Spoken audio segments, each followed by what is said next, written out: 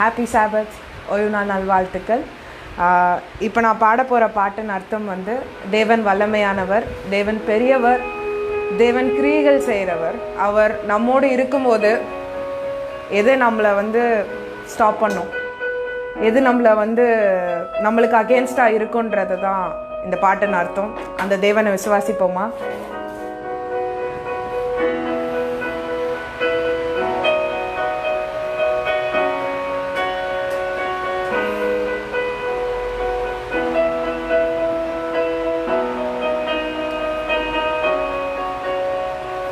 Water you turn into wine, open the eyes of the blind.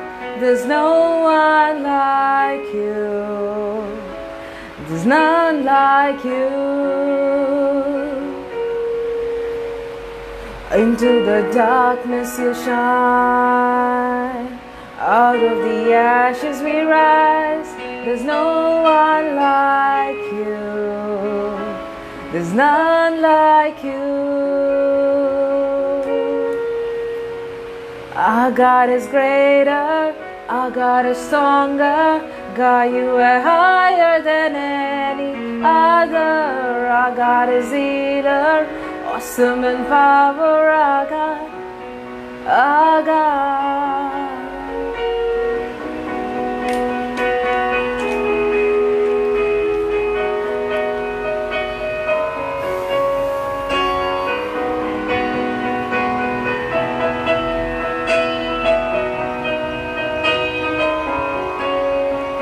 Into the darkness you shine, out of the ashes we rise.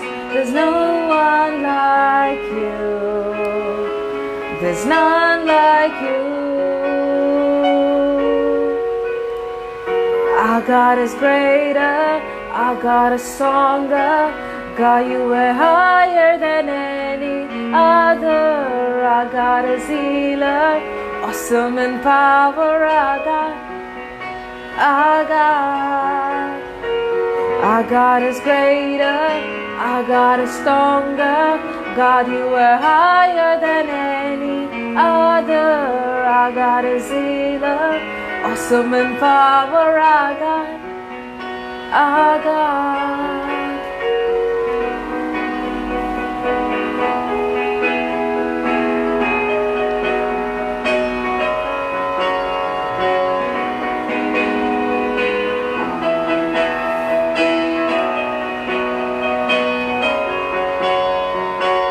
And if our God is for us, then who could ever stop us? And if our God is with us, then what could stand against? And if our God is for us, then who could ever stop us? And if our God is with us, what could stand against?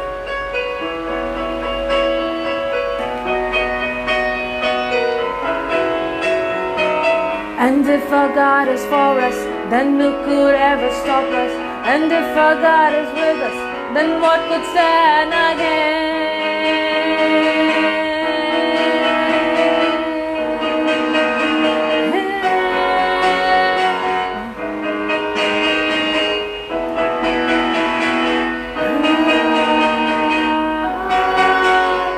Our God is greater, our God is stronger.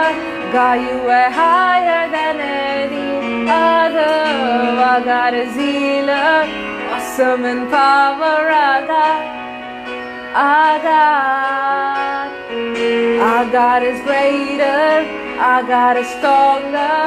God, you are higher than any other. Our God is healer, awesome in power. Our God, our God. And if our God is for us, then who could ever stop us? And if our God is with us, then what could stand against? And if our God is for us, then who could ever stop us? And if our God is with us, then what could stand against?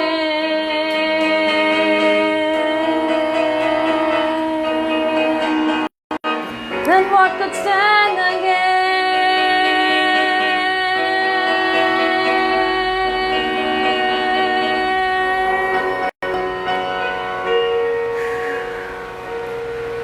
Our God is greater, our God is stronger. God, you are higher than any other. Our God is healer, awesome in power. Our God, our God. Our God is greater, our God is stronger. God, you are higher than any other. Our God is healer, awesome in power. Our God, our God, our God.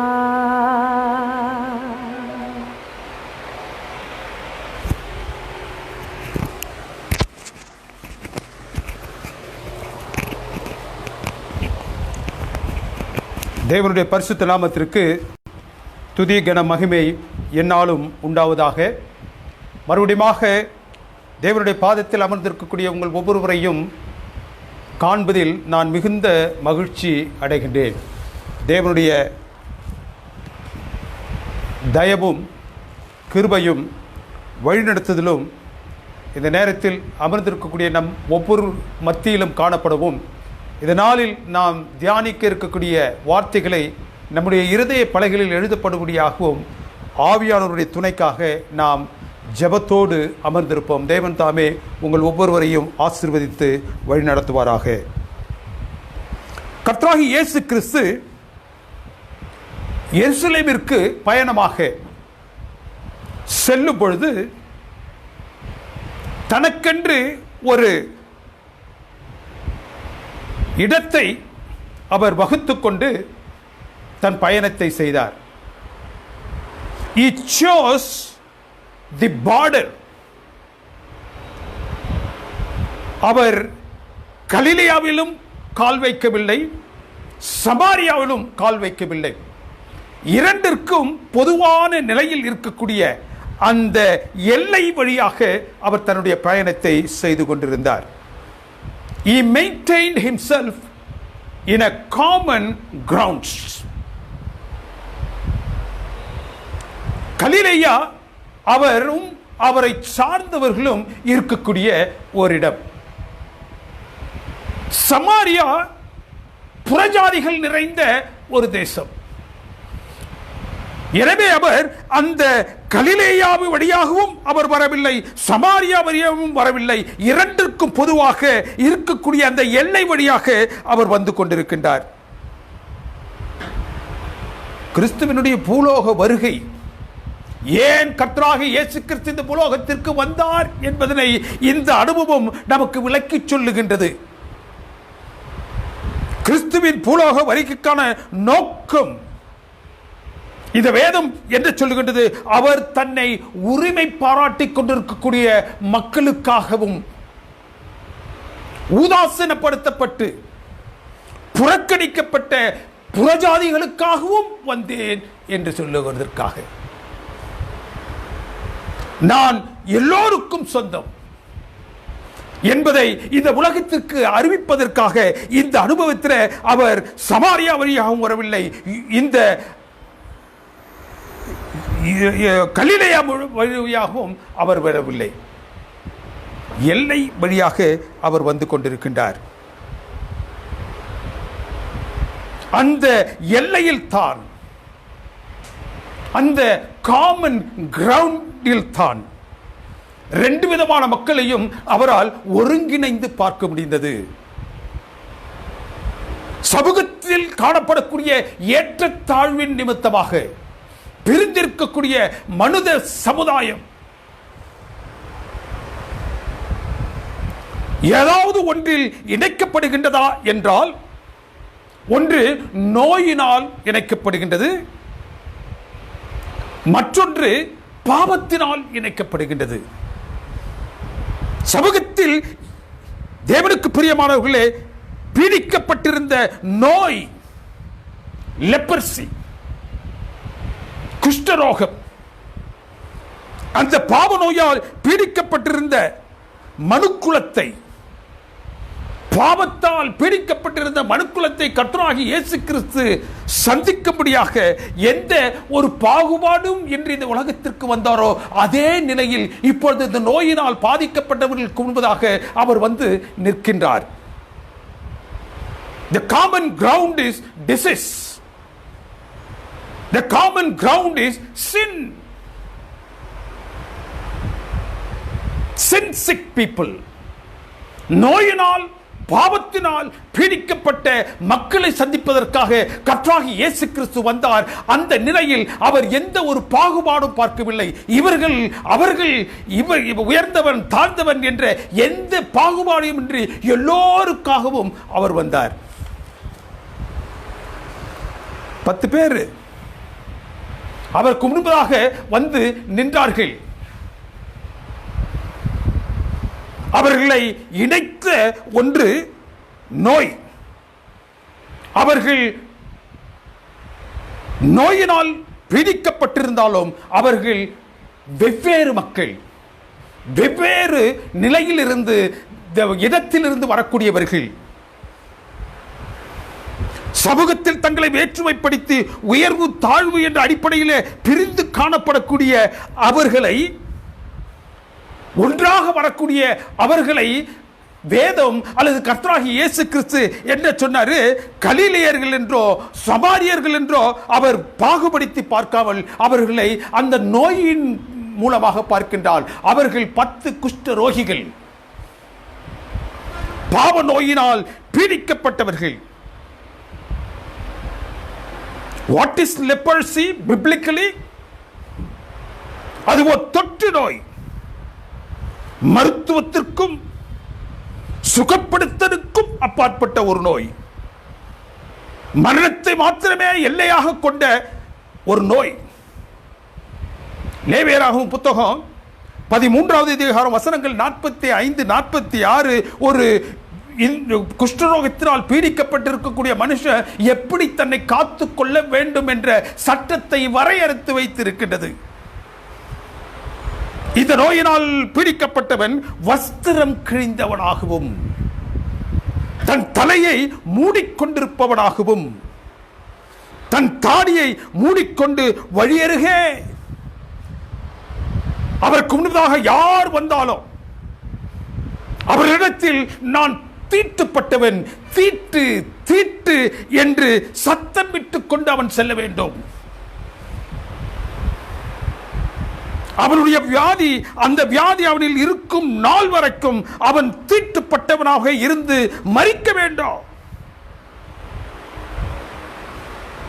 அவன் தீட்டுப்பட்டவனாக இருந்தபடியினால் அங்கு அவன் வசிக்கக்கூடிய அந்த சமுதாயத்தில் இருக்கக்கூடாது. அவன் புறம்பாக்கப்பட்டு பாளையத்திற்கு வெளியே, தேசத்திற்கு வெளியே அவன் புறக்கணிக்கப்பட்டவனாக தள்ளப்பட வேண்டும் என்பது ஒரு நியதி, வேத நியதி. They were physically, socially, religiously isolated. They kept in a common grounds. சரீரத்தினால், சமுதாய ரீதியில், சன்மார்க்க நிலையில் அவர்கள் ஒதுக்கப்பட்டு புறக்கணிக்கப்பட்டு அவர்கள் மக்கள் வாழக்கூடிய இடத்திலிருந்து புறம்பாக்கப்பட்டிருந்தார்கள். அவர்கள் தங்களுடைய குடும்பம், சமூகம், உறவுகள் இவைகள் எல்லாவற்றிலிருந்து பிரிக்கப்பட்டு புறம்பாக்கப்பட்டிருந்தார்கள். அந்த வியாதியின் கொடுமை ஒவ்வொரு நாளும் அந்த வியாதி இருப்பவர்கள் அங்கம் குறைந்து கொண்டே அரித்துக் கொண்டே வரும். விரல்கள் அரித்து அவைகள் குறைந்து கொண்டே வரும். கால்களில் உள்ள விரல்கள் அரித்து குறைந்து கொண்டே வரும். அவர்கள் தாமதிக்கக்கூடிய ஒவ்வொரு நாளும் நாழிகையும் தங்களுடைய உடலின் பாகங்களை அவர்கள் இழந்து கொண்டிருக்க வேண்டும்.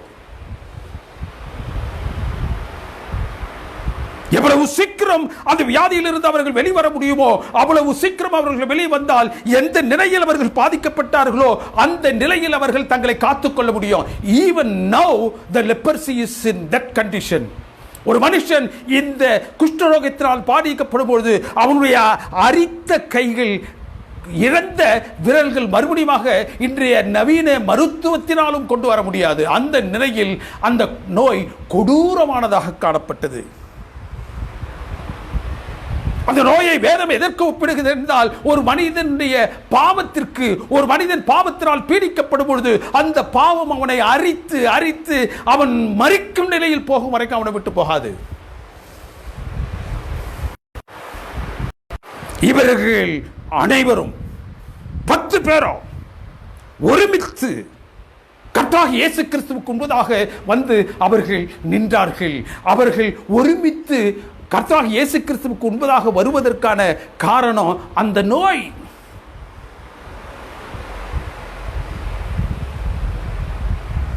தூரத்திலே நின்று அவருக்கு எதிராக வந்து, ஐயரே, மாஸ்டர், வேதத்திலே கர்த்தராகிய இயேசு கிறிஸ்துவை பலர் பல பெயர்கள் வைத்து அழைத்தார்கள். இந்த ஐயரே என்று அழைக்கக்கூடிய பதம் சீடர்களால் மாத்திரம் வைத்து அழைக்கப்பட்ட ஒரு பதம். சீடர்கள் மாத்திரம் கர்த்தராகிய இயேசு கிறிஸ்துவை மை மாஸ்டர் அல்லது ஐயரே என்று அழைத்தார்கள். அந்த ஐயரே என்று அழைக்கக்கூடிய பதத்தில் இருக்கக்கூடிய வல்லமை, கர்த்தராகிய இயேசு கிறிஸ்து இந்த உலகத்திற்கு வந்த நோக்கம், தேவனுடைய ரட்சிப்பின் திட்டம், இதெல்லாம் ஐயரே என்று சொல்லக்கூடிய வார்த்தையில், பெயரில் அடங்கி இருக்கின்றது. இதை சீடர்கள் மாத்திரம் அறிந்திருந்தார்கள். தேவனுக்கு பிரியமானவர்களே, அந்த பெயரில் இந்த 10 நபர்களும் அழைக்கப்பட்டார்கள். கர்த்தராகிய இயேசு கிறிஸ்துவுக்கு முன்பதாக அவர்கள் தூரத்திலே வந்து நின்று, ஐயரே, have mercy on us. Mercy is like grace, God's undeserved favor. தகுதிப்பாராது நம் மீது பாராட்டப்படக்கூடிய ஒன்று இரக்கம். இரக்கம் என்பது கஷ்டப்படுகிறவர்கள் மீது அதை பார்த்து அவர்களுக்கு உதவக்கூடிய மனிதர்கள் வைக்கக்கூடிய ஒன்று. கம்பேஷன், கருணை. அந்த குஷ்டரோகிகள் தங்கள் சுகப்படுவதற்கு எந்த தகுதியும் தங்களில் இல்லை என்பதை உணர்ந்திருந்தார்கள். கர்த்தராகிய இயேசு கிறிஸ்துவுக்கு முன்பதாக வந்து நிற்பதற்கு அவர்கள் எந்த தகுதியும் தங்களில் இல்லை என்பதை உணர்ந்து அவர்கள் தூரத்திலே நின்று, master, have mercy on us என்றார்கள். எங்கள் மீது இரக்கமாயிரும் ஐயரே, நாங்கள் உம்மை அறிந்து வைத்திருக்கின்றோம். ஆகவே தான் இந்த ஐயரே என்ற நாமத்தினால் உம்மை நாங்கள் அந்த சீடர்களை போன்று அழைக்கின்றோம். We know you. We know the power that you have. ஒரு பாவி எந்த நிலையில், எந்த தகுதியின் நிலையில அவன் கர்த்தராகிய இயேசு கிறிஸ்துவினிடத்தில் வர முடியுமோ அந்த நிலையில் அவர்கள் அவருக்கு முன்பதாக வந்து நின்றார்கள். They yelled at Jesus, Master, have mercy on us. In their plea there was a prayer. Rabbi, ஐயரே,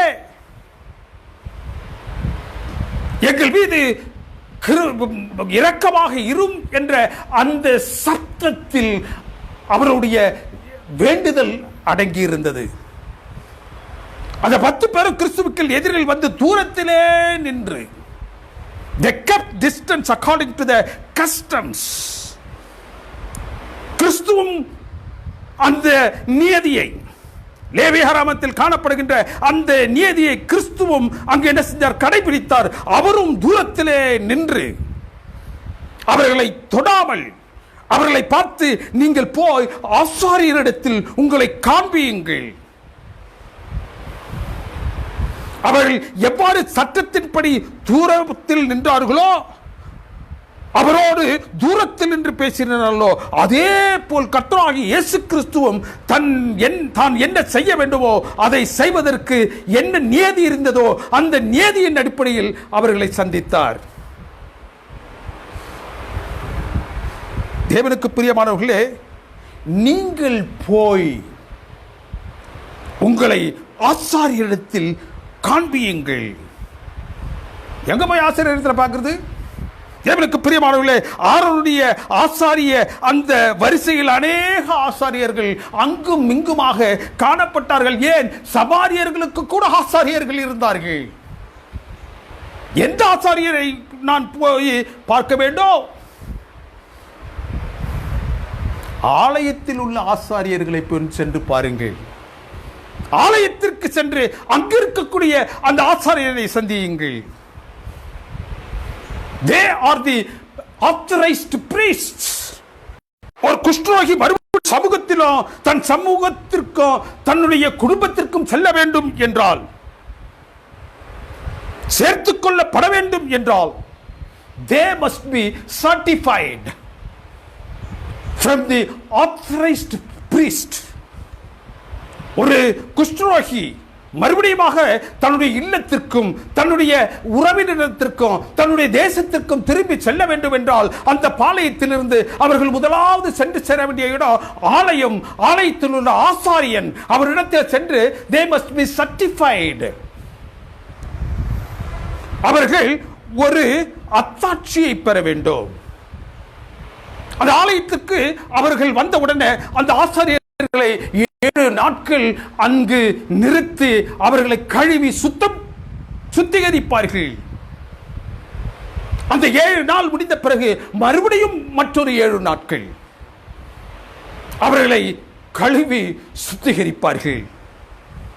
தேவனுக்கு பிரியமானவர்களே, அதற்கு பின்பு they will certify that they are fit to be gone to their people. அவர்கள் அவருடைய சமுதாயத்திற்கு செல்வதற்கு தகுதி படைத்தவர்கள் என்ற ஒரு சான்றிதழை அவர்கள் வழங்குவார்கள். கிறிஸ்து அவர்களை நீங்கள் போய் ஆசாரியரிடம் உங்களை காண்பியுங்கள் என்றார். இந்த வியாதியில் இருக்கக்கூடிய இந்த 10 நபர்களும் சிரிக்கின்றார்கள். ஆசாரியரிடத்தில் நாங்கள் எப்படி செல்வது? நாங்கள் ஆசாரியரிடத்தில் செல்ல வேண்டும் என்றால் எங்களுடைய உடலில் இருக்கக்கூடிய இந்த வியாதி எங்களை விட்டு போய் இருக்க வேண்டுமே. உடலில் இருக்கக்கூடிய வியாதி போன நிலையில் தான் நாங்கள் சென்று ஆலயத்தில் அவர்களை பார்த்து எங்களுடைய வியாதி சென்று விட்டது என்ற ஒரு சான்றிதழை பெற முடியும். இப்பொழுது எப்படி?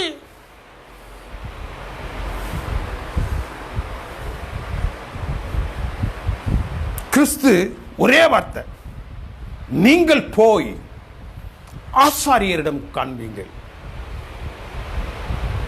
அதற்கு மாறுத்தம் அவரும் சொல்லவில்லை, அவர்களும் சொல்லவில்லை. நீங்கள் போய். அப்படி என்றால் அவர்களுக்கு சுகம் எங்கிருந்து வந்தது? அந்த வார்த்தையை கேட்ட மாத்திரத்தில் அவர்கள் கடந்து சென்றார்கள். எந்த இடத்திற்கு கர்த்தராகிய இயேசு கிறிஸ்து அவர்களை போகச் சொன்னாரோ அந்த இடத்திற்கு அவர்கள் கடந்து செல்லும்படியாக முதல் அடி எடுத்து வைத்த மாத்திரத்திலே அவர்கள் சொஸ்தம் அடைந்தார்கள். நீங்கள் போய் என்ற கிறிஸ்துவின் கட்டளையில் சொஸ்தம் இருந்தது. ஆசாரியரிடம் காண்பீங்கள் என்று அவர் சொன்னதில் சர்டிபிகேஷன், சான்றிதழ் அங்கு இருந்தது. லூக்காவின் புத்தகம் 17வது அதிகாரம் 14வது வசனம் என்ன சொல்லுகின்றது? அந்தபடியே அவர்கள் போகையில் சுத்தம் ஆனார்கள். while obeying the command of Jesus they were healed. தேவனுக்கு பிரியமானவர்களே, the healing was already given to them. என்னைக்கு அவர் அவர்களை பார்த்து நீ போய் ஆசாரியர்களிடத்தில் உங்களை காண்பீங்கள் என்று அவர் வாய் மலர்ந்தாரோ அந்த நேரத்தில் தானே அவர்கள் சொஸ்தமாக்கப்பட்டார்கள். சொஸ்தமாக்கப்பட வேண்டியதற்கான கட்டளை கொடுக்கப்பட்டாகிவிட்டது. அவர்களது கீழ்ப்படியில் சுகம் இருந்தது. ஆசாரியரிடம் காண்பித்தலில் அவர்கள் சுகம் பெற்றார்கள் என்ற சான்றிதழ் இருந்தது. சுகமும் இருந்தது, சான்றிதழும் இருந்தது. நீ போய் ஆசாரியரிடத்தில் காட்டு என்று சொன்ன மாத்திரத்தில் தானே கிறிஸ்து தான் அளிக்கக்கூடிய ஒவ்வொரு சுகத்திற்கும் உலகம் காண வேண்டும் என்பதற்காக, அதனுடைய உண்மைத்தன்மையை அவரை சுற்றி உள்ளவர்கள் அறிந்து கொள்ள வேண்டும் என்பதற்காக அவர் சான்றிதழை பெரும்படியாக சொன்னார். They are healed, fitness certificate. தேவனுக்கு பிரியமானவர்களே, இந்த அனுபவத்தை நான் படிச்சுக்கிட்டு வந்த, the healing was not immediate. கிறிஸ்து அவர்கள் மீது தன் கரத்தை வைத்து அவர் சுகப்படுத்தவில்லை. மற்ற எல்லா இடங்களிலும் அவர் செய்தது போன்று இந்த நேரத்தில் அவர் அதை செய்யவில்லை. healing was already granted. அதை பெற கீழ்ப்படிதல் அவசியம்.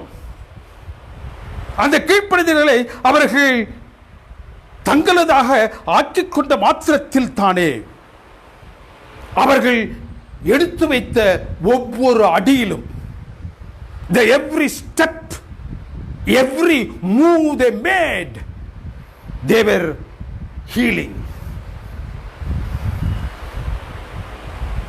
Every step they took, every move they made towards the command, there was healing. ஒவ்வொரு அடி எடுத்து வைக்கும் பொழுதும், தேவனுடைய கட்டளைக்கு இணங்கி அவர்கள் ஒவ்வொரு மூவ், அசைவை அவர்கள் ஏற்படுத்தும் பொழுதும் அவர்களுடைய தேகம் அந்த வியாதியிலிருந்து விடுதலை பெற்றுக்கொண்டே இருந்தது. தேவனுக்கு பிரியமானவர்களே, அவர்கள் எடுத்து வைத்த ஒவ்வொரு அடியிலும் சுகம் இருந்தாலும் அது அவர்கள் எடுத்து வைத்த அடிகளில் அல்ல, அந்த அடிகளை எடுத்து வைக்க சொன்ன கர்த்தராகிய இயேசு கிறிஸ்துவினுடைய நாமத்தில் இருந்தது. அவர்கள் எடுத்து வைத்த ஒவ்வொரு அடியிலும் பெரும் சுகத்திலும் அவர்கள் திளைத்து நின்றார்கள். ஒண்ணுமே நடக்கல, ஒண்ணுமே அவர் செய்யல, but we are being healed. பார்க்கறாங்க, அவர்கள் தங்களுடைய சரீரத்தை பார்க்கிறாங்க. அந்த சரீரத்தில் அவர்களை அரித்துக் கொண்டிருந்த அந்த நோய் போய்க் கொண்டிருந்தது. அவர்களுடைய உடலை, அவருடைய விரல்களை அரித்து கைகளில் விரல் இல்லாத சூழ்நிலையில் இருந்தவர்கள் இப்பொழுது விரல்களை காணுகின்றார்கள் பல வருடங்கள் கழித்து. தாங்கள் எடுத்து வைத்த அந்த அடிகளில் தான் சொஸ்தம் உண்டானது என்று அவர்கள் நினைக்க ஆரம்பித்தார்கள். அவர்கள் தாங்கள் அந்த நோயினால் பீடிக்கப்படுவதற்கு முன் இருந்த மனநிலை அவர்களுக்கு இப்பொழுது வந்துவிட்டது. அந்த பாகுபாடு இப்பொழுது வந்துவிட்டது. அவர்களில் காணப்பட்ட பழைய ஏற்றத்தாழ்வு மனசு எல்லாம் இப்பொழுது வந்துருச்சு. எப்பொழுது அவர்கள் தாங்கள் எடுத்து வைத்த அடிகளின் நிமித்தமாக, தங்களுடைய சரீரத்தில் அவர்கள் மேற்கொண்ட அசைவுகளின் நிமித்தமாக அந்த நோய் அவர்களுடைய சரீரத்தை விட்டு போனது என்று பார்த்தார்களோ, அவருடைய பழைய சுவாபங்கள் அவர்களிடத்தில் வந்துவிட்டது. இப்பொழுது தங்களை அவர்கள் கலிலேயர்கள் என்றார்கள். They called themselves Galileans. The moment they called themselves as Galileans, they were looking at the Samaritan now in the same old eyes. பழைய நிலையில் அந்த சமாரியர்களை அவர்கள் எப்படி கலிலேயர் பார்த்தார்களோ அதே நிலையில் இப்பொழுது சமாரியனை அவர்கள் பார்த்தார்கள். அந்த ஏற்ற தாழ்வினுடைய கண் பார்வை இப்பொழுது அவர்களுக்கு மறுபடியும் வந்துவிட்டது. அவர்கள் சுகம் பெற்று சகஜ நிலைக்கு அவருடைய சரீரம் திரும்பிய மாத்திரத்தில் தானே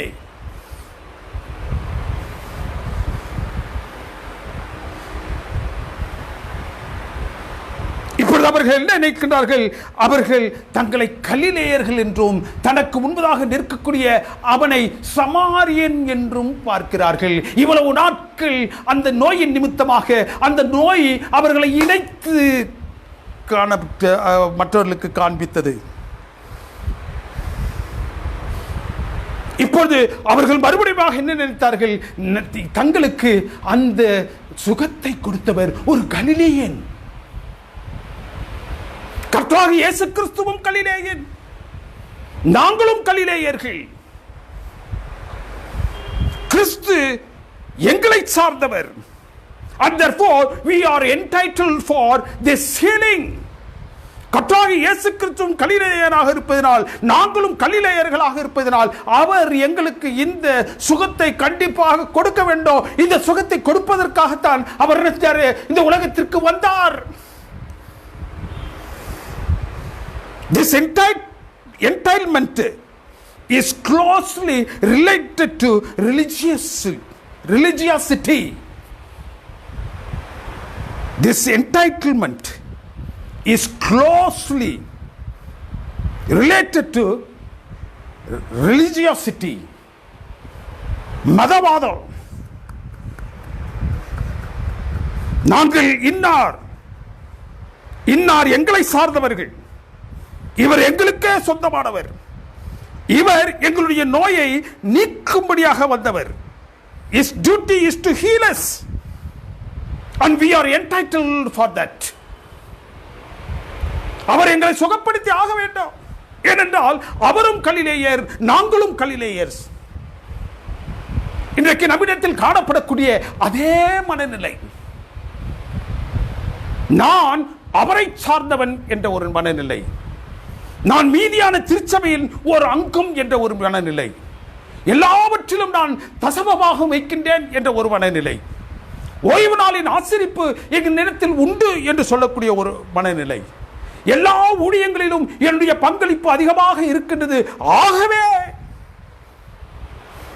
and therefore I am entitled for heaven, நான் பரலோகத்திற்கு பாத்திரவான். ஆலயத்திற்கு சென்ற அந்த பரிசேயனை போன்று தாங்கள் தகுதியானவர்கள், தங்களுக்கே எல்லாம் என்ற மனநிலை. இந்த சமாரியன் ஆயக்காரனை போன்று தன்னிடம் எந்த தகுதியும் இல்லை, தன்னில் எந்த உரிமையும் இல்லை, பாவியாகி என்பது கிருபையாயிரும் என்று அவன் வேண்டியது போன்று இந்த சமாரியனும் வேண்டினான். கர்த்தர் இயேசு கிறிஸ்துவினிடத்தில் வந்த அந்த கானானிய ஸ்திரீ தன்னுடைய மகளை சுகப்படுத்த வேண்டும் என்று அவர் பின்பாகவே அலைந்து கொண்டிருக்கும் பொழுது ஒரு நிலை வந்தவுடனே கர்த்தர் இயேசு கிறிஸ்து அவளை பார்த்து கடிந்து கொள்ளுகின்றார். என்ன சொல்றாரு? பிள்ளைகளுடைய அப்பத்தை எடுத்து நாய்களுக்கு கொடுக்க முடியுமா? அப்பவும் அவன் விடவில்லை.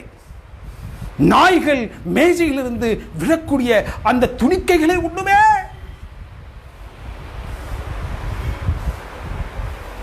சமாரியன் தன் அவரது சொஸ்தப்படுத்தலுக்கு தான் தகுதி இல்லாதவனாக இருந்த பொழுது என் மீது இரக்கம் காண்பியும் என்று அந்த கானானிய ஸ்திரியை போன்று கேட்டார். கர்த்தராகிய இயேசு கிறிஸ்து தன்னுடைய வாழ்க்கையில் இடைப்படவில்லை என்றால், இன்றைக்கு நான் பெற வேண்டும் என்று நான் ஜெபித்துக் கொண்டிருக்கக்கூடிய இந்த நோயில் இருந்து நான் விடுதலை பெறவில்லை என்றால், இந்த வியாதி, இந்த பாவம் என்னை தின்று போட்டு விடுமே.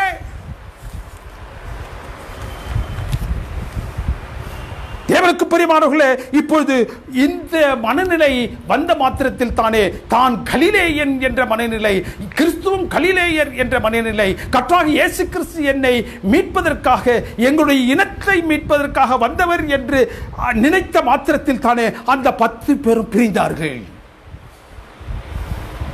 அந்த 10 என்ற காமன் கிரவுண்ட், எந்த காமன் கிரவுண்ட்ல கர்த்தராகிய இயேசு கிறிஸ்து இந்த உலகத்தில் பயணிக்க நினைத்தாரோ அந்த காமன் கிரவுண்ட்ல இப்பொழுது அந்த 10 பேரும் 9 பேர் கலிலேயராகவும் ஒருத்தன் சமாரியனாகவும் காணப்பட்டான்.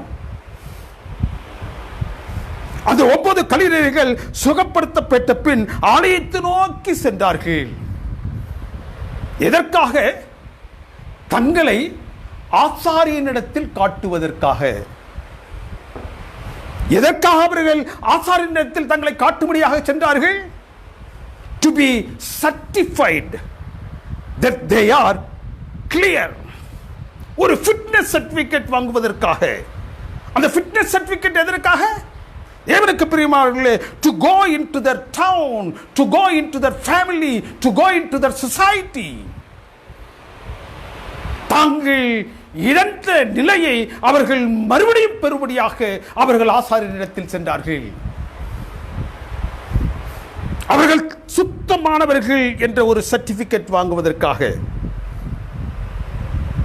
தாங்கள் சுத்தமானவர்கள் என்ற ஒரு சான்றிதழை பெறுவதற்காக அவர்கள் ஆசாரியனிடத்தில் சென்றார்கள்.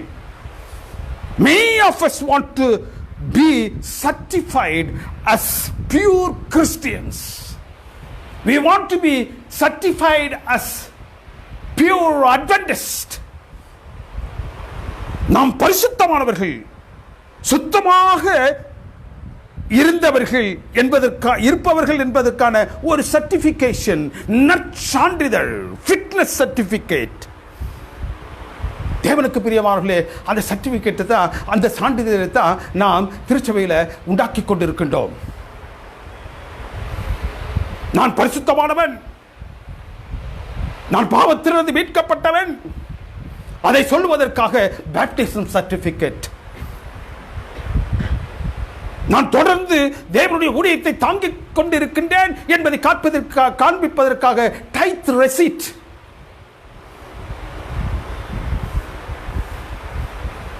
எல்லா நிலைகளிலும் ஊழியத்தில் பங்கேற்கின்றேன் என்பதை காண்பதற்காக பார்ட்டிசிபேஷன் சர்டிபிகேட்.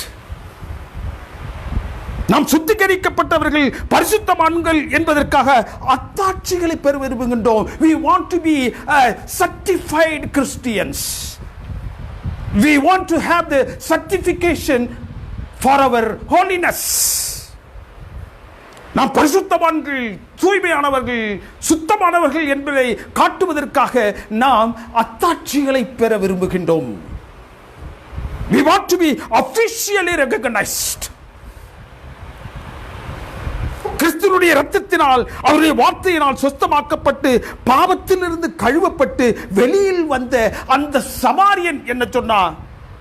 யார் அவனை குணப்படுத்தினாரோ, யார் அவனை கழுவி சுத்திகரித்தாரோ அவரை தேடி போனான். இந்த 9 பேரும் என்ன செஞ்சாங்க? They went for the certification. அவருடைய தூய்மையை உறுதி செய்வதற்காக, அவருடைய இனத்தோடு, அவருடைய குடும்பத்தோடு, அவருடைய தேசத்தோடு அவர்கள் சேர்ந்து கொள்ள வேண்டும் என்பதற்காக அவர்கள் ஒரு நற்சான்றிதழை வேதத்தின் பிரகாரம் பெற்றுக் கொள்வதற்காக அவர்கள் சென்றார்கள். Samaritan came to Jesus from where he received healing, from whose word he received healing. He showed himself as the saved Christian, whereas others were showing themselves as the certified Christians. Even கர்த்தராகிய இயேசு கிறிஸ்துவினிடத்தில் சென்று, தேவனுக்கு பிரியமானவர்களே, அவருடைய வார்த்தையில் அடங்கியிருக்கக்கூடிய அந்த ரட்சிப்பை பெற்று அவன் என்ன செய்கின்றான்? ஒரு ரட்சிக்கப்பட்ட கிறிஸ்தவனாக அவன் தன்னை பிரதிபலிக்கின்றான். ஆனால் அந்த 9 பேரும் ஆலயத்திற்கு சென்று அவர்கள் சான்றிதழை பெற்றுக்கொண்டு they are showing themselves as the certified Christians. Saved Christian and certified Christians. Are we saved Christians or trying to get ourselves certified as the Christians? How do you want to be? Saved Christian or certified Christians? கிறிஸ்துவை நோக்கி நீ எழுந்து போ, உன் விசுவாசம் உன்னை ரட்சித்தது என்றார். கர்த்தராகிய இயேசு கிறிஸ்துவினிடத்தில் அவன் மறுபடியும் சென்று அவருடைய பாதத்தில் விழுந்து தேவனை துதித்து கிறிஸ்துவிடத்தில் தன்னுடைய நன்றியை பாராட்டினான்.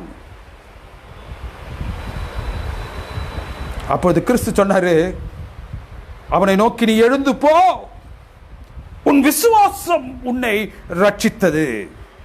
Rise and go, your faith has made you well. கேஜேவியில் அப்படித்தான் போட்டிருக்கு. கிங் ஜேம்ஸ் வெர்ஷன்ல, ஆங்கில அந்த வேதத்தை பார்த்தீங்கன்னாக்கா made you well, your faith has made you well. NIV new international வெர்ஷன்ல என்ன போட்டிருக்குது? made thee whole. அந்த made you well என்று சொல்லக்கூடிய அந்த பதத்தை அவர்கள் நன்றாக ஆராய்ந்து எப்படி அதை அவர்கள் நாம் அறிந்து கொள்ளும் ஒன்றுமாக வார்த்தையில் அவர்கள் எழுதுகின்றார்கள் என்றால், made thee whole. the made the whole என்ற அந்த whole என்ற கிரேக்க வார்த்தை சோசோ என்று கிரேக்க வார்த்தையை அவர்கள் ஒரு காமன் டேர்ம்ல அதை டிரான்ஸ்லேட் பண்ணும்பொழுது தேவனுக்கு பிரியமானவர்களே அதனுடைய அர்த்தம் என்ன வருகிறது என்றால் saved, not healed, saved. அதற்கு நவுன் salvation, சுகமாகுதல் மட்டுமல்ல, ரட்சிக்கப்படுதலையும் அவன் பெற்றான். கிறிஸ்து மற்ற 9 குஷ்டரோகிகளுக்கு செய்ததை விட வித்தியாசமாக விசேஷமாக தன்னுடைய பாதத்தில் விழுந்து தன்னுடைய நன்றிதனை பாராட்டி கொண்டிருக்கக்கூடிய அந்த குஷ்டரோகி அந்த சமாரியனிடத்தில் அவர் என்ன சொல்லுகின்றார்? You go, your faith has made you whole. நீ ரட்சிக்கப்பட்டாய். Christ healed the 9 and saved the Samaritan. 9 பேரை அவர் சொஸ்தப்படுத்தினார், ஒருவனை அவர் ரட்சித்தார். அவனுடைய சொஸ்தத்தோடு கூட ரட்சிப்பும் வந்தது. தேவனுக்கு பிரியமானவர்களே, in addition to his healing he was saved.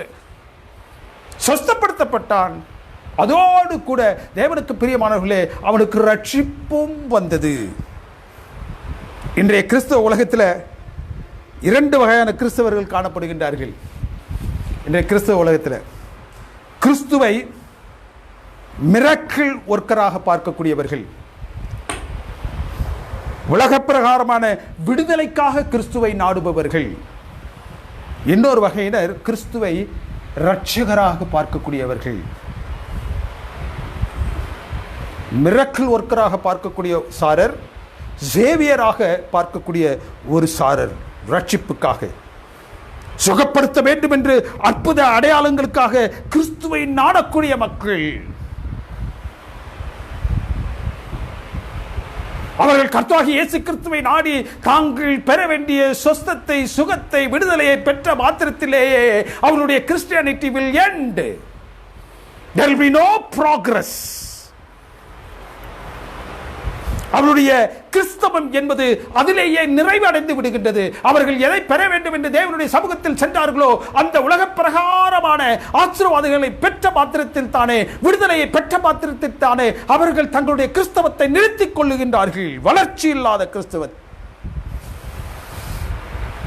எந்த ரட்சிப்பை அளிப்பதற்கு கர்த்தராகிய இயேசு கிறிஸ்து இந்த உலகத்திற்கு வந்தாரோ அந்த ரட்சிப்பை அவர்கள் பெறுவதற்கு, அவர்கள் சுகத்தை பெற்ற பிறகு அவர்கள் கர்த்தராகிய இயேசு கிறிஸ்துவண்டை வராமல் அவர்கள் ஆசாரியரிடத்தில் சென்றார்கள். அந்த சர்டிபிகேஷனுக்காக, தாங்கள் கிறிஸ்தவர்கள் என்று உலகத்தில் சொல்லிக் கொள்வதற்காக அவர்கள் அந்த சான்றிதழை வாங்க சென்று விட்டார்கள். ஆனால் இந்த ஒருவன் மாத்திரம் கர்த்தராகிய இயேசு கிறிஸ்துவினுடைய பாதத்தில் அவன் பெறக்கூடிய ரட்சிப்பை அவன் பெற்றான். எந்த அற்புத அடையாளங்களை அவர்கள் முதன்மைப்படுத்தி தங்களுடைய கிறிஸ்துவ ஜீவியத்தை செய்து கொண்டிருக்கின்றார்களோ அந்த அற்புத அடையாளங்களை இப்பொழுது சாத்தான் மேடைகளில் செய்ய ஆரம்பித்து விட்டான். இந்த கிறிஸ்துவ உலகத்தை மாய்மால உலகமாக மாற்றுவதற்கு.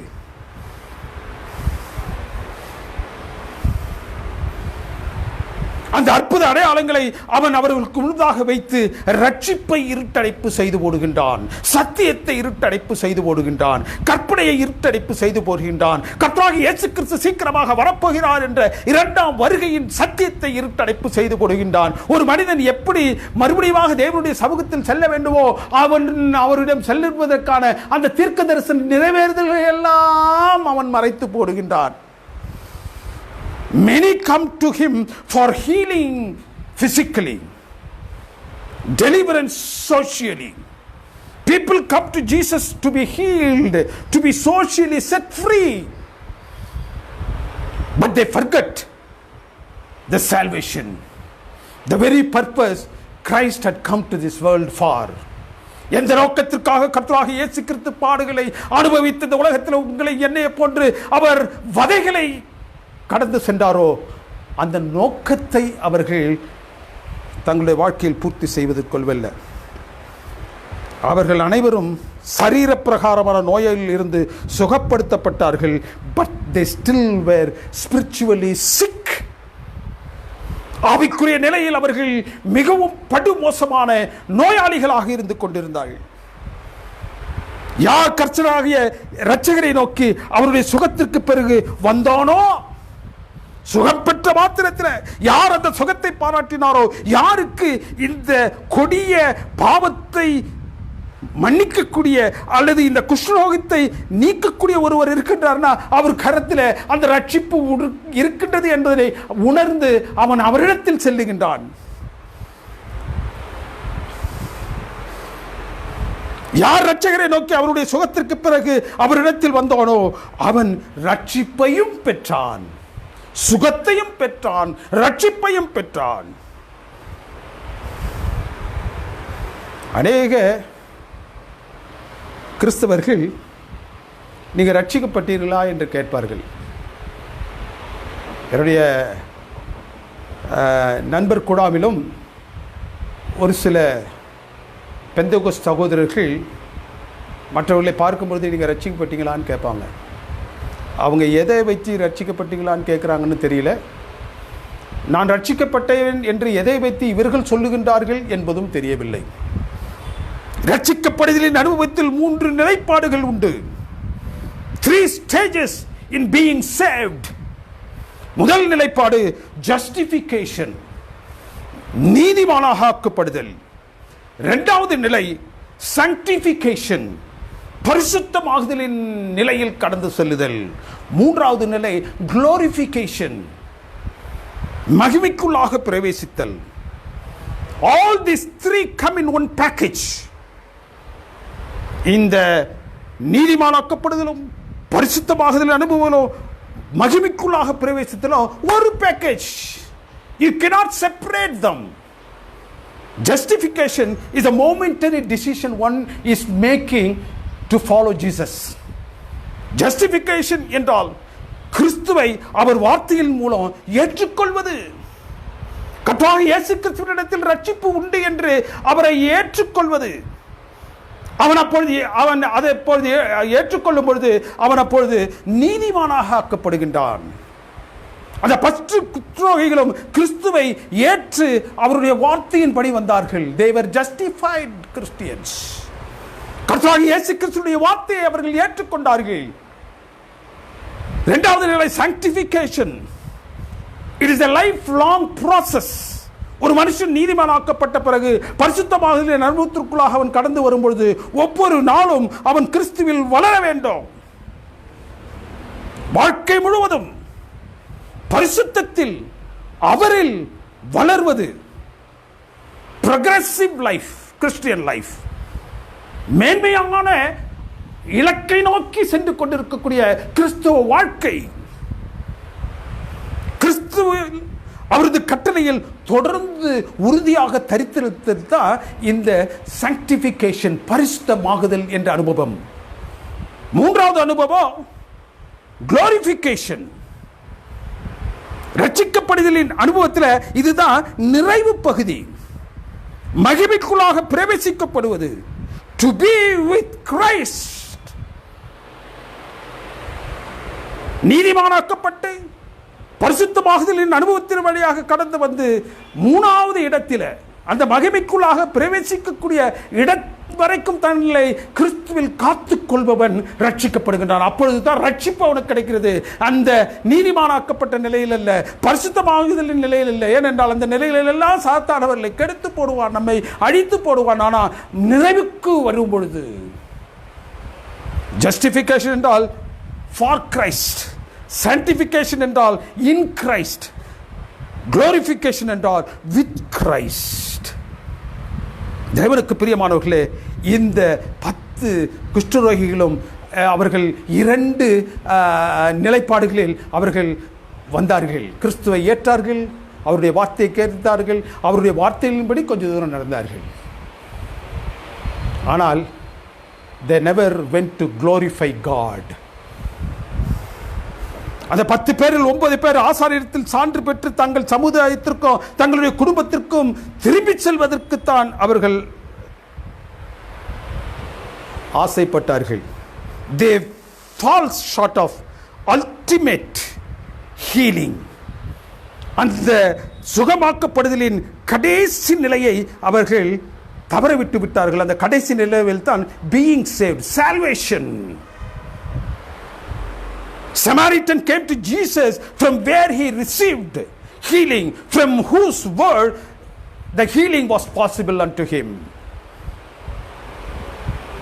ரட்சிப்பாகிய கிறிஸ்துவை தேடி மறுபடியும் வந்தான், திரும்பி வந்தான். ரட்சிப்பை முழுமையாக அவன் பெற்றான். கிறிஸ்துவை உலகத்துக்காக அல்ல, பரலோகத்திற்காக நாம் தேட வேண்டும். அநேக நிலைகளில் நாம் கர்த்தராகிய இயேசு கிறிஸ்துவினுடைய சமூகத்தில் சென்று நாம் இந்த உலகத்தின் தேவைகளை பூர்த்தி செய்து கொள்வதற்காக நாம் பிரயாசப்படுவோம் என்றால் இந்த உலகத்திலே தங்கிவிடுவோம். கிறிஸ்துவை இந்த உலகத்திற்காக அல்ல, பரலோகத்திற்காக நாம் தேட வேண்டும். Samaritan came back to Jesus in thanksgiving. தேவனுக்கு பிரியமானவர்களே, இந்த சமாரியனுடைய அனுபவமும் பழைய ஏற்பாட்டில் காணப்படுகிற இன்னொரு மனுஷனுடைய அனுபவமும் ஒன்றா இருந்துச்சு. யார் அந்த மனிதன்? நாகமான். என்ன ஒற்றுமை?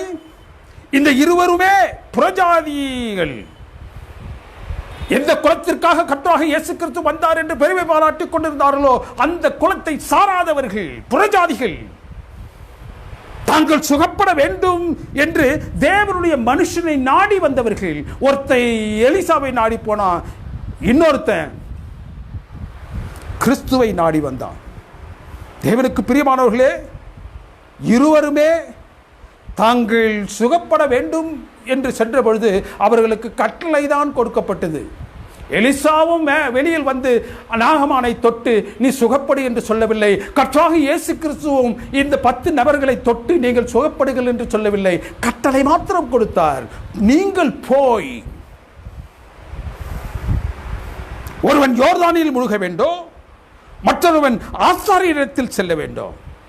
இருவருக்குமே சுகம் அவர்கள் அந்த கட்டளையின்படி நடந்த பொழுது தான் கிடைத்தது.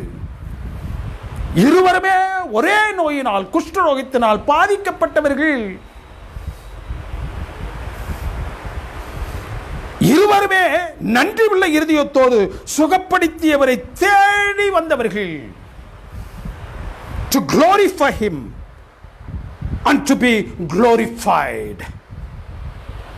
அவரை மகிமைப்படுத்துவதும் அவருடைய மகிமைக்குள்ளாக பிரவேசிப்பதற்காகவும் அவர்கள் இருவரும் வந்தார்கள். எலிசா நாகமானிடத்தில் நீ சமாதானத்துடைய போ என்றார். கிறிஸ்து சமாரியனிடத்தில் நீ போ, உன் விசுவாசம் உன்னை ரட்சித்தது. 2 பேருக்கும் அந்த ரட்சிப்பு சாத்தியப்பட்டது. ஏனென்றால் அவர்கள் இருவரும் அவர்கள் சுகம் பெற்ற மாத்திரத்திலே கர்த்தராகிய இயேசு கிறிஸ்துவையும் தேவனுடைய சமூகத்தையும் அவர்கள் நாடினார்கள். இதுதான் ரட்சிக்கப்படுதலின் நிறைவு பகுதி. இந்த முழுமைக்காக, அந்த முழுமைக்குள்ளாக நாம் வரவில்லை என்றால் ரட்சிக்கப்படவில்லை. ஜஸ்டிபிகேஷன், சாங்டிபிகேஷன், குளோரிபிகேஷன், இந்த 3 நிலையில் நாம் கடந்து அந்த கடைசியின் இறுதி நிலை தகுதியை நாம் பெறவில்லை என்றால் ரட்சிப்பின் அனுபவத்திற்குள்ளாக நாம் வரவில்லை என்று அர்த்தம்.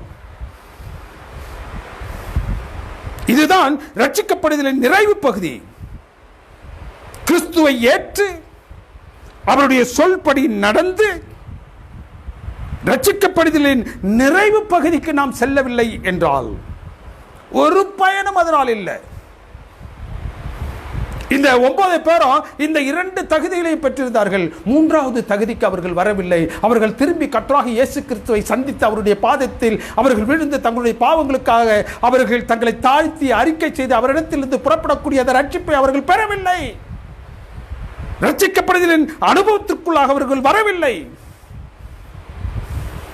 தேவனுக்கு பிரியமானவர்களே, தேவன் நம் மீது பாராட்டக்கூடிய அந்த கிருபையின் கிரியையை நாம் அனுபவித்தாலும், அந்த கிருபையின் கிரியையை அந்த 9 பேரும் அனுபவித்தார்கள். ஆனால் ரட்சிப்புக்கு அடுத்த காரியத்தில் விழுந்து போனார்கள்.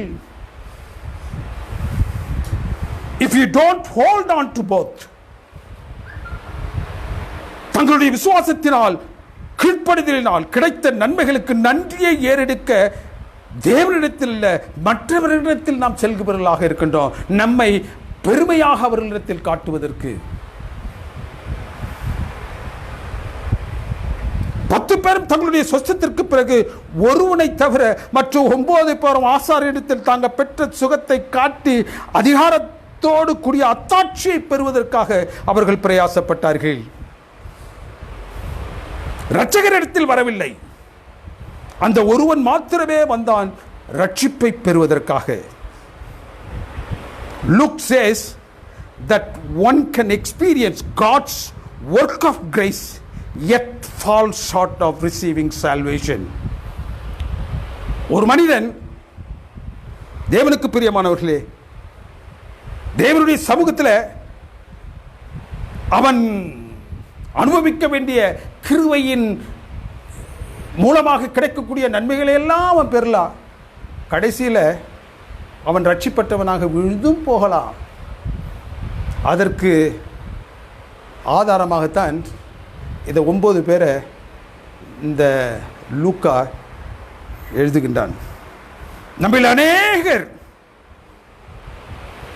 தேவனுக்கு பிரியமானவர்களே இந்த உலக காரியங்களுக்காக நாடுகின்றோம். இந்த உலக பிரகாரமான ஆசீர்வாதத்திற்காக தேவனுடைய சமூகத்தை நாடுகின்றோம். தேவனுடைய சமூகத்தில் நாம் நம்முடைய முழங்கால்களை இட்டு, give me healing, give me riches, give me job, give me peace,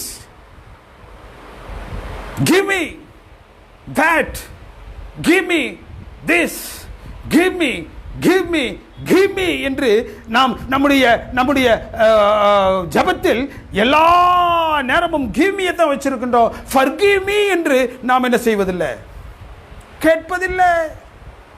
இது 9 பேரும் என்ன செய்தார்கள்? தேவனுடைய கர்த்தராகிய இயேசு கிறிஸ்துவின் சமூகத்தில் சென்று give me give me give me give me என்றார்கள். ஒருவன் மாத்திரம் திரும்பி வந்து கர்த்தராகிய இயேசு கிறிஸ்துவினிடத்தில் forgive me my sins. சமாரியன் சென்றான். தேவனுடைய சமூகத்தில் அவன் தன்னை தாழ்த்தினான். தேவனுடைய சமூகத்தில் அவன் பெற வேண்டிய மன்னிப்பை பெற்றான். தேவனுக்கு பிரியமானவர்களே, do you want God for gifts or God for God? நீங்கள் தேவனுடைய சமூகத்தில் அவர் என்னென்ன நன்மைகளை எல்லாம் நமக்கு கொடுப்பாரோ அந்த நன்மைக்காக செய்கின்றோமா? தேவனுடைய சமூகத்தில் நாம் சென்று தேவனை கேட்கின்றோமா?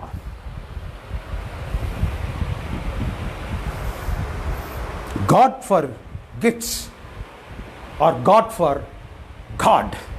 தேவனுடைய சமூகத்தில் சென்று தேவனே நீர் தான் எனக்கு வேணும், தேவனிடமிருந்து தேவனை கேட்கின்றோமா? தேவனிடமிருந்து உலக பிரகாரமான ஆஸ்திகளை, அந்தஸ்தை, இந்த உலகத்தின் ஐஸ்வர்யங்களை நாம் கேட்கின்றோமா? கிறிஸ்து சமாரிய ஸ்திரீயிடத்தில் என்ன சொல்கின்றார்? நான் யார் என்று நீ அறிந்திருப்பாய் என்றாய், நீ கேட்க வேண்டியதை கேட்டிருப்பாய், எதை கேட்க வேண்டுமோ அதை நீ கேட்டிருப்பாய். Do you want to seek God's hands or his foot? தேவனுடைய பிள்ளைகளே, இன்னைக்கு கிறிஸ்தவத்தில் தேவனுடைய சமூகத்தில் செல்பவர்கள் தேவனுடைய கரத்தை தான் பார்க்கிறாங்க. அந்த கரத்திலிருந்து வெளிப்படக்கூடிய நன்மைகளுக்காக தேவனுடைய பாதத்தை அவர்கள் பார்ப்பதில்லை. கர்த்தராகிய இயேசு கிறிஸ்துவினுடைய பாதத்தை அவர்கள் பார்ப்பதில்லை. அந்த பாதத்தில் இருந்து தான் வெளிப்படுகின்றது ரட்சிப்பு என்பதை அறியாதவர்கள். தேவனிடம் சென்று தேவனை தேடினால் நம் குஷ்டரோகத்தை போன்ற பாவத்தை உடைய நம் இருதயத்தை அவர் கழுவி சுத்திகரிப்பார். நாம் அவருடைய பாதத்தில் பணிந்து நம் பாவங்களை அறிக்கை செய்தால் நம்மை மன்னித்து அவர் இரட்சகராக வெளிப்படுவார். தான் இருக்க வேண்டிய, தான் ரட்சிக்கப்பட வேண்டிய அவசியத்தை உணர்ந்து ஆலயத்துக்கு ஆசாரனை பார்க்க செல்லும் அவர்களைப் போன்று அல்லாது சமாரியன் கிறிஸ்துவை நாடி வருகின்றான். மற்ற 9 பேரும் அவர்களது குடும்பத்தை, சமூகத்தை, நாட்டை தேடி செல்லுகின்றார்கள். மேலோக நாட்டை தேடி சென்றான் அந்த சமாரியன். நாம் யாரை போன்றிருக்கின்றோம்? அவர்கள் சர்டிபிகேட்டை நாடி சென்றார்கள். சமாரியன் ரட்சிப்பை நாடி சென்றான். எந்த வகை கிறிஸ்துவர்களாக நாம் இருக்கின்றோம்? கிறிஸ்துவை நாம் மிரக்கிள் ஒர்க்கராக பார்க்கின்றோமா? நம்முடைய ரட்சகராக நாம் பார்க்கின்றோமா? நம்முடைய ரட்சிப்புக்காக நாம் அவரை பார்க்கின்றோம் என்றால் அவருக்காக நாம் வாழ்வோம், அவரில் நிலைத்திருப்போம், அவரோடு கூட பரம் செல்வோம், அவரோடு கூட செல்ல அவருக்காக வாழ்வோம், அவரில் நிலைத்திருப்போம். தேவனுக்கு பிரியமானவர்களே, நாம் எப்பேற்பட்ட கிறிஸ்தவர்களாக அவருடைய சமூகத்தில் வருகின்றோம்? அவருடைய கரத்தை பார்ப்பவர்களாகவா? அந்த கரத்திலிருந்து வெளிப்படக்கூடிய நன்மைகளை பார்க்கிறவர்களாகவா? அவருடைய பாதத்தில் அவருடைய பாடு மரணத்தின் மூலமாக அவர் பாராட்டி இருக்கக்கூடிய ரட்சிப்பை பெறுவதற்காக வருவர்களாக இருக்கின்றோம். இந்த பகுதியை லூக்கா நமக்கு ஒரு ஓமானமாக தந்திருக்கின்றார். தேவனுடைய பாதத்தில் சென்று give me that, give me that, give me that என்று சொல்வதை காட்டிலும் forgive me O Lord என்று நாம் சொல்வோம் என்றால் நாம் நம்முடைய பாவங்களை மன்னிக்கப்பட்டவர்களாக பரத்தின் சுதந்திரவாளிகளாக காணப்படுவோம். அப்பேற்பட்ட பாக்கியத்தை தேவன் உங்களுக்கும் எனக்கும் தந்தது. தேவன் தாமே உங்கள் ஒவ்வொருவரையும் ஆசீர்வதித்து வழிநடத்துவாராக. ஆமென். ஜெபிப்போம். எங்களை அன்பாக நேசித்து வழிநடத்தும் பரிசுத்தமிக்க பரமபிதாவே, உடைய திரு சமூகத்தில் மறுபடியுமாக நாங்கள் எங்களை தாழ்த்துகிறோம். இந்த நாளில் நீர் எங்களோடு பேசிய வார்த்தைகளுக்காக உங்களுக்கு நன்றி செலுத்துகின்றோம். தேவரீர் எங்களுடைய வாழ்க்கையில் நாங்கள் எப்படி உம்மை நாடி வர வேண்டும் என்பதற்கு ஒரு அனுபவத்தை தேவரீர் இந்த லூக்காவின் மூலமாக நீர் எங்களுக்கு எழுதி வைத்திருப்பதற்காக உங்களுக்கு நன்றி செலுத்துகிறோம். சுவாமி, நாங்கள் இந்த உலகத்தோடு உலகமாக உலகத்தின் ஆசிகளுக்காகவும் உலகத்தில் நாங்கள் பெற வேண்டும் என்று ஆசிக்கக்கூடிய இகபரன் நன்மைகளுக்காகவும் அல்ல சுவாமி, நாங்கள் உம்மை தெரிந்து கொண்டவர்களாக உம்முடைய பாதத்தை அண்டியவர்களாக அந்த பரிசுத்தமான பாதத்திலிருந்து வெளிப்படக்கூடிய அந்த ரட்சிப்பை தேடியவர்களாக இந்த உலகத்தில் வாழவும், அந்த ரட்சிப்பை நாங்கள் பெற்றது மாத்திரமல்ல அநேகருக்கு அதை எடுத்து செல்லக்கூடிய பிள்ளைகளாக நாங்கள் காணப்படவும் எங்கள் அன்பின் தெய்வம் எங்களுக்கு தயவு செய்யும்படியாக உம்முடைய பாத்திரங்களை நாங்கள் ஒப்புக் கொடுக்கின்றோம். இந்த சத்தியத்தை ஆங்காங்கு கேட்டுக்கொண்டு இருக்கக்கூடிய தேவரீர் தமது பிள்ளைகள் ஒவ்வொருவரையும் நீர் ஆசீர்வதித்தரலும், பலப்படுத்திடலும், உம்முடைய நன்மைகளால் நிறைத்தரலும். மறுபடியும் நாங்கள் உம்மை சந்திக்கும் நாள் வரைக்கும் உம்முடைய மீளாத அன்பும் உம்முடைய தயவும் உம்முடைய கிருபைகளையும் எங்கள் தொடர்ந்து வர கிறிஸ்துவின் நாமத்தினால் ஜெபிக்கின்றோம் எங்கள் அன்பின் பரிசுத்தமிக்க பரமபிதாவே. ஆமென். நம்முடைய கர்த்தராகிய இயேசு கிறிஸ்துவின் கிருபையும் பிதாவுடைய அன்பும் பரிசுத்த ஆவியானவருடைய அந்யோன்யம் சிநேகமும் நம் அனைவரோடு விசேஷமாக இந்த நாளில் இந்த செய்தியை ஆங்காங்கு உலகமெங்கிலும் இருந்து கேட்டுக்கொண்டிருக்கக்கூடிய அன்பான விசுவாச குடும்பங்கள் ஒவ்வொருவரோடும் இன்றும் என்றும் சதா காலங்களிலும் இருப்பதாக. ஆமேன், ஆமேன், ஆமேன்.